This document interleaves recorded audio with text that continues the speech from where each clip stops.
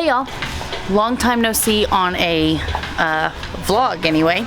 Hello, I'm Joe. And I'm Jessica. Years back, we set out to find a lifestyle that allowed us to live comfortably, homeschool our 3 children, and make a life and legacy we would be proud of. Reselling liquidated goods both online and locally through our bin store was the vehicle that allowed us to do just that. It's hard work, it's constantly changing, but we wouldn't trade it for the world. Here's the story of how our small business runs in the midst of all the challenges life throws at us. As always, thank you for stopping by, and come on in. Double XL up in the pen, you can't shake that. All the way gassed up, full tank, man. Moving too quick, keep the cameras in the playback. Dang, so tell me how you feel with it. You put a lid on it, I ain't got no chill with it. This right here your problem, you gon' have to deal with it. Lay it on the line, high risk, that's the meal ticket. Yeah, we ain't never fall back. Hold our ground where we at, never fall back. No lies, no facts, we gon' stay right where we at. We ain't never fall back.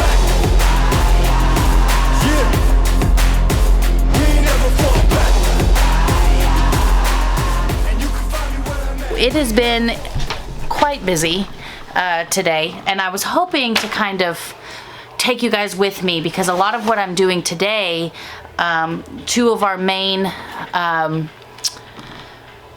front of house people who work the registers, who work the bin store, they're working today. So this is a great time to bring them together, teach them how to communicate with each other and how to do some tasking stuff. So at the very beginning on Fridays, it is super busy. So usually we'll have anywhere from like 3 to 5 people on the floor on Friday mornings because I want to have people walking around the bins, checking on people, and that's usually something that Joe and I do because we like to put a face to the name of our business. So we are usually on the floor, we are talking to customers, and you know, we have some older people. Ooh, lotion. Pause. We have some older people, and sometimes those bags get really heavy. So we like to grab their bags, put their names on them, keep them behind the counter. Oh yeah, that smells good. And all kinds of stuff. So we do that, and then we usually have somebody who's in charge of keeping the bags straight because it is so easy for those bags to like fall over, and then we lose items and things like that. And that's an art form that we've had to have over the years. I think it's been something that was a problem at first and now is no longer because we've kind of learned how to do that. And then once we have less customers in the store, you know, after the initial rush is over, what do our people do then? Like what kind of tasks need to be done? So we're trying to keep lines of communication open. So a big thing of, you know, what I've been working with on people is how do we task? Because, you know, our clothing is now $4 every single day. I know that Joe will explain to you why we changed that, and instead, because before on Fridays, you know, the clothing started at $6 and then it went down $1 every single day that we were open until clothing was $1 at the end of the day. And now we are just doing a $4 flat price. There are multiple reasons why we do that. And it's working out really well, but it also allows us to be able to hang clothes throughout the week, and it's not something that on the busyness of restocking the entire bin store, the clothing is something that does not have to have that much attention.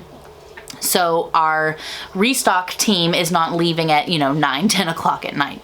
So we've got that going on for us right now. So really a big thing that we're working on right now is communication. How well do our managers communicate with each other? How well do our employees communicate? How well does the team as a whole communicate? And so we are doing a lot of things to kind of help facilitate that kind of communication. This is me. I love me some family flips, I'm just saying, and some sweet tea. I love it. I love it. I love it to death. I just love it. I love it here. You know we love you. Yeah, I know. We love you too. And Ethan, let's go put on you an outfit. Let's find you something to get on. Hey, let me just say this. I was dressing him one day, and after I put a hat, a crown, and all this stuff on, here lies a patch. It says, "I'm not here for your entertainment. I'm here to do my job." And I went, well, damn it.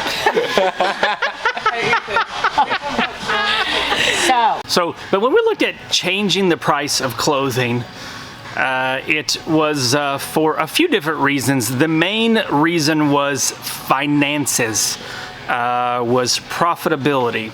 So the thing a lot of people don't think about when it comes to the falling prices model is that there's a lot less control over prices because the prices are set to go down each and every day. And yes, people do get great deals, but what happens when people collectively start choosing to purchase items on lower dollar days versus the higher dollar days? And that, yes, there will be people that are going to pay, you know, on the higher end because of that's when they can come in. It's the weekends. They can, you know, they know that the value is there for those items, but there are also bargain shoppers, you know, groups of people who then they will just stop coming in on the middle days and they'll just wait to the end because there will be enough clothes that they are able to get at a price that they're okay. Like they're not going to be as picky or choosy because they're getting clothes for like $2 and $1. But what happens is once the clothes start getting down to those prices, we're losing money because we can't buy clothes really that cheap unless we are buying whole truckloads of clothes. And we're just not selling enough clothes to be able to buy a whole truckload of clothes. So really the only way that we could continue selling clothes was to have a set price, because with the set price, it's us having more control over the prices as a business that we are not willing to let go of clothes for cheaper than that, right? Because we've done the math, and in all honesty, it's like since we changed the prices, how we are able to get clothes, it has increased. So $4 really isn't enough.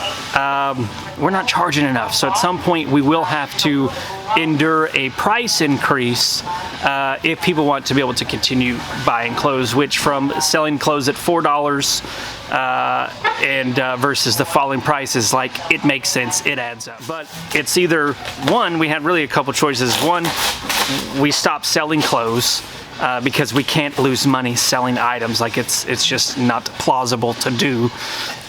Or we go to a set price, and the people who know the value, they're gonna want to pay those prices, they keep buying the clothes.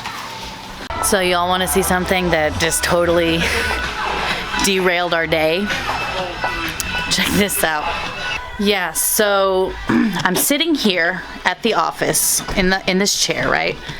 So I'm sitting right here and I'm on the phone with Joe because he went to go pick up the kids. And all of a sudden, like out of the corner of my eye, like there's a window right there, right? And so all of a sudden I hear this loud like bang, like crash, right? And I look over and I see something in this little like slit where the blinds are, and something falls. I thought it was the roof because my mind just goes there, right? So it's like worst case scenario, and like I think it's the whole thing's like falling down. And so then I'm like, oh my gosh, I gotta call you back. So I hang up the phone and I'm running, and I see Ron working, and I'm like, Ron, come with me, because I'm like, at this point, like I'm sure, like I don't know what I'm gonna see when I go out there. All I know is like something huge just like came crashing down. So I go out there, and one of our delivery drivers, oh bless his heart, like I felt so bad because he was having a day, you know. It was just, you know, those like you were just having like one of those days, you know.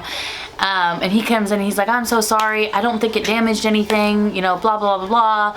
And you know, I'm talking, and I have to inspect because this is not my,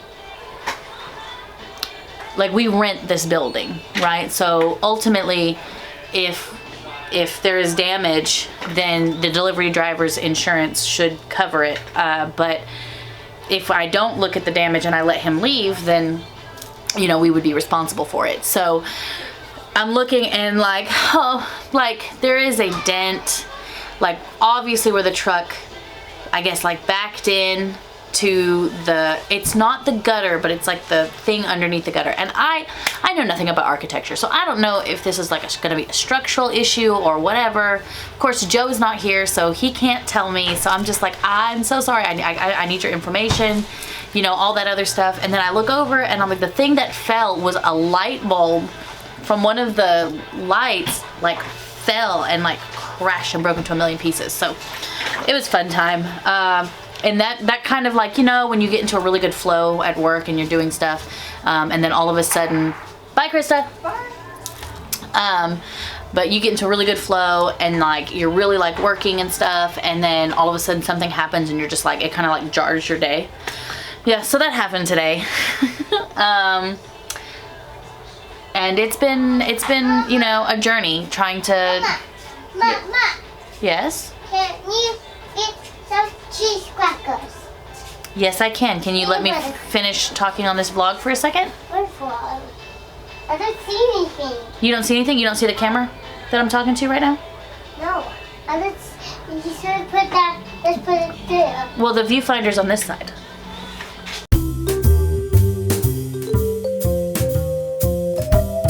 So I don't know if you guys have ever been like in a perfect workflow, you know, like I was getting training done with the employees, like we were all working as a cohesive unit, all the managers were working together, we were getting stuff done, all this was going on, and then this happens, and for some reason when unexpected things like that happen, it almost like jars your day a little bit, and so it takes you a minute to kind of get back into the flow of things. It's almost like you're moving forward and then you come to like a complete and sudden stop.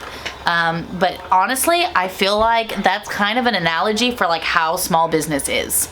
It's always there's a lot of like hurry up and wait. There's always a lot of like unexpected like issues that kind of come up, and then you're like, how do I facilitate this? You know, and so I guess it comes with the territory. It's something that happens, and that's okay. I'm not really, I know that things will work out and all of that, but you know, like it was a jarring moment, and that's kind of what small business is. Like, I think when you run something like this, you have to expect that there's going to be obstacles, and especially have to expect that there's going to be obstacles that you did not intend to happen.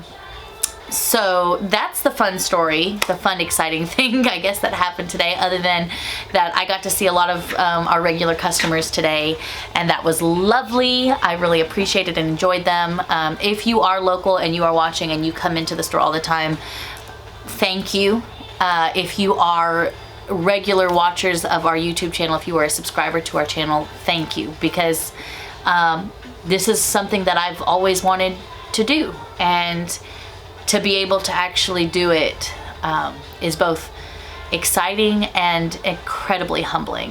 So this is where I leave you today. I hope you enjoyed spending the day with me, learning a little bit about our business and some of the changes that we're making, and of course some of the obstacles that come into play as well.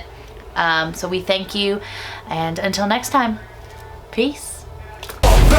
Been way down, never falter. Came with the hands out, get them off us. I'm 24/7 in the office. Pay attention cause I ain't repeating offers. Yeah, never met a man I've been scared of. Careful, you gon' get exactly what you asked for. Here for whatever you bring me.